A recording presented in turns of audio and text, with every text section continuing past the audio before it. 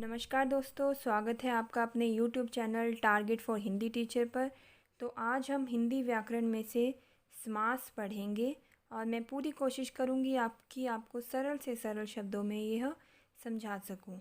तो चलिए ज़्यादा समय ना बर्बाद करते हुए सीधे विषय पर आते हैं। तो सबसे पहले देखेंगे समास का अर्थ। समास का जो मेन अर्थ है वह है संक्षिप्तीकरण अर्थात छोटा रूप। जब दो या दो से अधिक शब्दों से मिलकर कोई नया सार्थक शब्द बनता है तो वह समास कहलाता है। जैसे नीलकंठ, यह नीलकंठ शब्द दो सार्थक शब्दों से मिलकर बना है। जैसे नील और कंठ, नील का अर्थ है नीला और कंठ का अर्थ है गला। तो यह शब्द शिवजी द्वारा विष पी लेने के कारण नीले कंठ की ओर संकेत करता है, अर्थात यह नया शब्द अपने दो मूल शब्दों के अर्थ छोड़कर एक नवीन अर्थ की ओर संकेत करता है। दो या दो से अधिक परस्पर संबंध रखने वाले शब्दों को मिलाकर जब एक नए सार्थक शब्द का निर्माण किया जाता है तो उन शब्दों के मेल को समास कहते हैं। और याद रखेंगे कि समास रचना में दो पद होते हैं। पहला पद पूर्व पद कहलाता है और दूसरा पद उत्तर पद कहलाता है। जब भी हमें कोई भी समास दिया जाए और हमें पहचानना हो कि उसमें कौन सा समास है तो हमारा सबसे पहला काम होना चाहिए उन समास का विग्रह कर देना, अर्थात उसको पूर्व पद और उत्तर पद में बांट देना। जैसे इसमें एग्जाम्पल दिए हैं, समस्त पद दिया है कमल नयन। जैसे हमें एग्ज़ाम में कोई भी शब्द आता है तो वो ऐसे आएगा जैसे कमल नयन, कि इसमें कौन सा समास है। तो हमारा सबसे पहला काम है कि उस समास को हमें दो भागों में बांट देना है। जैसे कमल और नयन। कमल कौन सा पद है? पूर्व पद। और नयन उत्तर पद, अर्थात कमल जैसे नयन। एक और एग्जाम्पल है त्रिलोक। त्रिलोक में पूर्व पद है त्रि और उत्तर पद है लोक। और समास का विग्रह रूप क्या है? तीनों लोकों का समूह। और एक एग्जाम्पल है यथाविधि। यथाविधि में पूर्व पद है यथा और उत्तर पद है विधि। तो समस्त पद को जब हमने तोड़ दिया और समास का विग्रह कर दिया तब वह क्या बना? विधि के अनुसार। तब जब भी समास को पहचानना हो तो मैंने उसका सबसे अच्छा तरीका बताया कि उसका संक्षिप्तीकरण करना है, अर्थात उसे तोड़ देना है, उसे उत्तर पद और पूर्व पद में बांट देना है। तभी हम समास का सही अर्थ में पता लगा सकते हैं। तो चलिए अब देखते हैं कि समास के कितने भेद हैं। तो समास के भेद को याद रखने की मैं एक छोटी सी ट्रिक बता रही हूँ। जैसे समास शब्द में मास है, मास का मतलब होता है महीने, और कितने महीने होते हैं साल में? 12।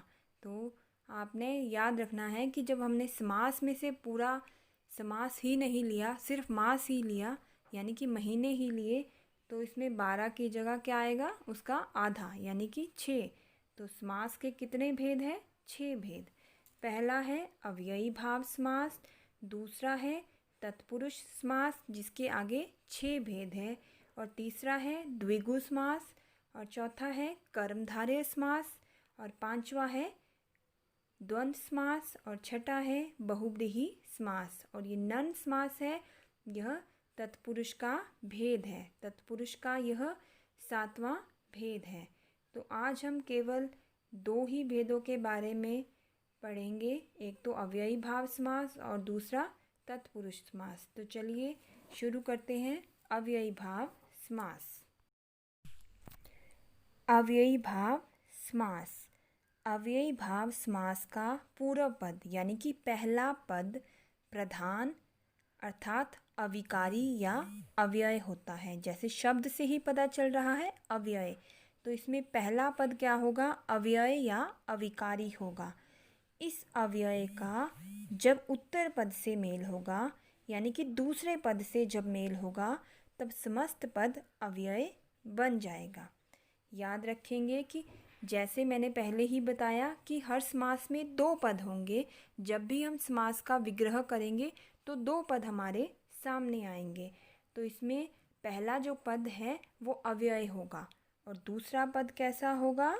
वह अव्यय नहीं होगा। लेकिन जब भी वे दोनों शब्द जोड़ दिए जाएंगे, उनको आपस में जोड़ दिया जाएगा तो वो समस्त पद अव्यय बन जाएगा। तो अव्यय क्या होते हैं यह जानना भी बहुत ज़रूरी है। तो अव्यय वे शब्द होते हैं जिन पर लिंग, वचन, कारक का कोई भी प्रभाव नहीं पड़ता है। जैसे मैं एक एग्ज़ाम्पल देती हूँ कि वह प्रतिदिन स्कूल जाता है। हमें वह शब्द से पता चल रहा है कि वह जाता है, यानी कि जाता शब्द से पता चल रहा है कि वह लड़का है। अगर मैंने यहाँ पर परिवर्तन करना हो, चेंज करना हो, तो जाती कर देती हूँ मैं। वह प्रतिदिन स्कूल जाती है। तो जाती शब्द से मुझे पता चल रहा है कि वह जो है वो लड़की है। अब मैं एक और एग्ज़ाम्पल लेती हूँ कि वे सब प्रतिदिन स्कूल जाते हैं। तो जाते शब्द से मुझे पता चल रहा है कि वे सब बहुत सारे लोग हैं जो स्कूल जाते हैं। आपने इसमें क्या बात नोट की कि हर एक शब्द से इसमें परिवर्तन आ रहा है, लेकिन जो प्रतिदिन शब्द है वो वैसे का वैसा ही है। अर्थात प्रतिदिन शब्द अव्यय है जिसके ऊपर लिंग, वचन, कारक का किसी भी तरह से कोई प्रभाव नहीं पड़ा, ना ही पड़ेगा। कभी भी ऐसा नहीं होगा कि अगर लड़की है तो प्रतिदिन का प्रतिदिन ही हो जाएगा, लड़का है तो प्रतिदिना हो जाएगा, बहुत सारे हैं तो प्रतिदिन का प्रतिदिनों हो जाएगा। नहीं, यह प्रतिदिन शब्द अव्यय शब्द है जो ऐसे का ऐसा ही रहेगा। तो यह प्रतिदिन शब्द क्या है? अव्ययी भाव समास है, क्योंकि यह किसी भी तरह से परिवर्तित नहीं हो सकता है। और जब हम इन दोनों शब्दों को जोड़ते हैं, प्रति जमा दिन, तो यह समस्त पद क्या बन जाता है? अव्यय बन जाता है। यानी कि प्रतिदिन शब्द क्या है? अव्यय है। यानी कि प्रतिदिन का मतलब है दिन दिन के प्रति। जैसे और एग्जाम्पल है प्रत्येक, प्रति जमा एक, आ जन्म, आ जमा जन्म, आ जन्म, आमरण, आ जमा मरण, अनुरूप, अनु जमा रूप। तो ऐसे ही बहुत सारे उदाहरण हैं जिसके द्वारा हम समझ सकते हैं कि यह अव्ययी भाव समास है। तो इसमें ध्यान रखने वाली बात क्या है कि वह पहला पद प्रधान है और जब वह दूसरे पद से मिलता है तो पूरा ही पद प्रधान बन जाता है, यानी कि अव्ययी बन जाता है। तभी यह अव्ययी भाव समास है। तो चलिए कुछ और उदाहरण देख लेते हैं। जैसे दिया है आजीवन, अर्थात जीवन भर, यथा सामर्थ्य, सामर्थ्य के अनुसार, यथा शक्ति, शक्ति के अनुसार। तो आप इसमें देखेंगे कि आ, यथा, ये क्या है? ये अव्यय है और इसमें किसी भी प्रकार से कोई भी परिवर्तन नहीं हो सकता। यथा विधि, अर्थात विधि के अनुसार, यथाक्रम, क्रम के अनुसार, भरपेट, पेट भरकर, हर रोज, रोज रोज। तो चलिए अब तत्पुरुष समास पढ़ लेते हैं। इसमें ध्यान रखेंगे जैसे अव्ययी भाव में पहला पद प्रधान होता था, तो तत्पुरुष समास में उत्तर पद प्रधान होता है, यानी कि दूसरा पद प्रधान होता है।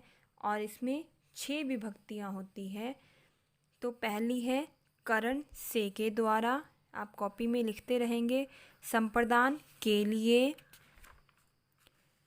अपादान से जुदाई या अलग होने के अर्थ में, संबंध का के की रा रे री अधिकरण में पर, ये सारी विभक्तियाँ इसमें आएंगी। तो जैसे मैंने पहले ही बोला है कि जब भी समास पहचानना हो तो समास का क्या करना पड़ेगा? संक्षिप्तीकरण, अर्थात उसका विग्रह करना पड़ेगा।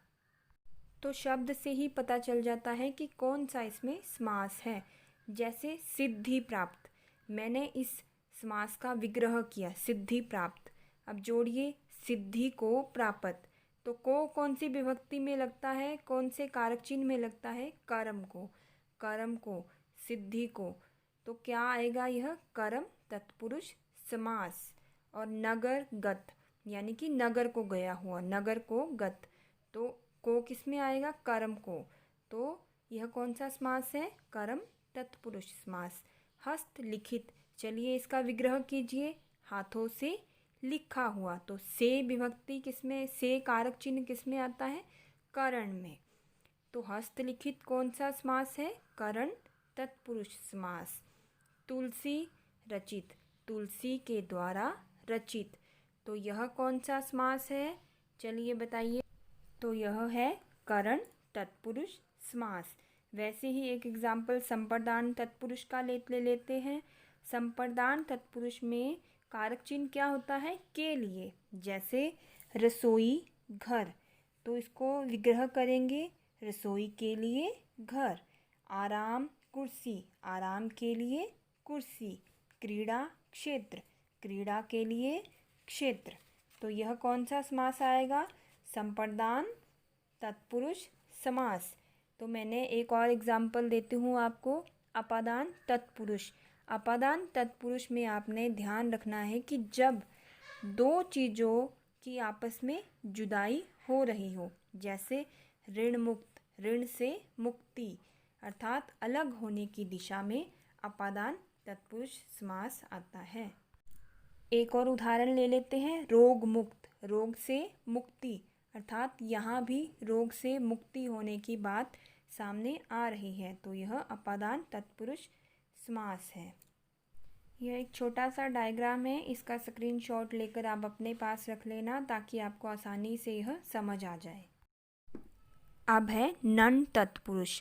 जिस समस्त पद का पूर्व पद नकारात्मक या अभावात्मक हो वह नन तत्पुरुष होता है, अर्थात जिसका आंसर हमें ना मिले। जैसे असभ्य, अर्थात इसका अर्थ क्या है, ना सभ्य। अनादि, इसका अर्थ है ना आदि। अनंत, ना अंत। असंभव, ना संभव। अकर्मण्य, ना कर्मण्य। अर्थात कोई भी समास हो उसका विग्रह करना बहुत ही ज़रूरी है, तभी हम उस समास को पहचान सकते हैं। आई होप आपको ये वीडियो पसंद आई होगी। ऐसी ही वीडियो देखने के लिए मेरे चैनल को सब्सक्राइब करें, लाइक करें, शेयर करें। धन्यवाद।